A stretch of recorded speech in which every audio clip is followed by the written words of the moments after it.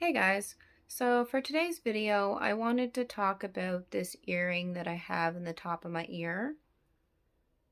So there's a pretty interesting story behind this piercing now, and you're probably wondering why it's pierced the way it is. Most people, when they get the top of their ear pierced, they get it pierced through here, and it's sideways, but mine is straight from the front to the back. I don't know if you can see that, but it goes straight through from the front to the back. Now, with this particular piercing, I didn't go to a piercing studio to get it done. One of my friends actually did it when I was 17 years old. She pierced the top of my ear here, and I pierced her ear right here.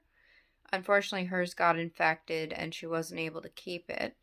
And mine, somehow it got infected, and I was able to keep it because I got rid of the infection.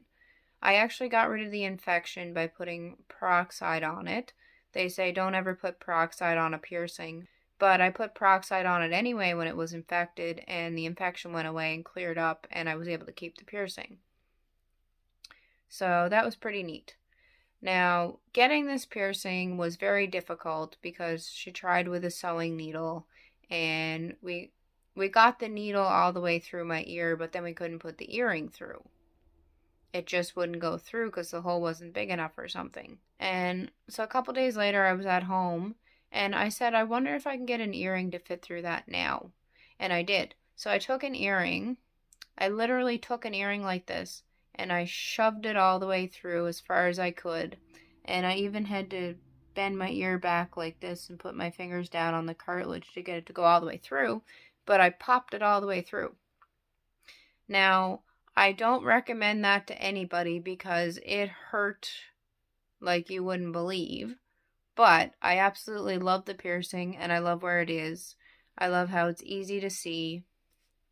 And I love how it looks when I have another crystal earring in the bottom of my ear. So yeah, if you want a piercing like this, I would highly suggest you go to a piercing studio to get it done instead of getting it done by a friend. But I just happened to luck out and was able to keep mine. Now, I actually want to get this same piercing done on this ear, just to even it out, because I like having things even. I'm a little bit of a perfectionist, and I like when things are even. So when it comes to piercings, I like to have one on each side of my body. So I'm probably going to get this ear pierced, and at some point I'm going to get this side of my nose pierced. And at some point I might even get snake bites. I haven't decided yet on the snake bites, but I want to try them out and see what they look like. I haven't decided yet on the snake bites, but I have this, what it is it's fake jewelry that you just stick on. So at some point I'm going to try two of those, one here and one here, and see what I would look like with snake bites. Now, if I get snake bites, obviously I'm going to put a retainer in my vertical labret piercing while I have the snake bites in. Or I'm going to put retainers in the snake bite piercings while I have my vertical labret in, because I think 3 lip piercings would just be too much on my face. Now, I will tell you with this earring, it's a little bit of a pain in the butt when I try to sleep, because when I try to sleep, the back of the earring digs into the back of my head, so I have to actually take the earring out to sleep. But I wouldn't change it. I absolutely love the placement of the earring, and I wouldn't change it for anything. And I want to get the other ear pierced in the exact same spot. I think taking an earring out at night is not that big of a deal.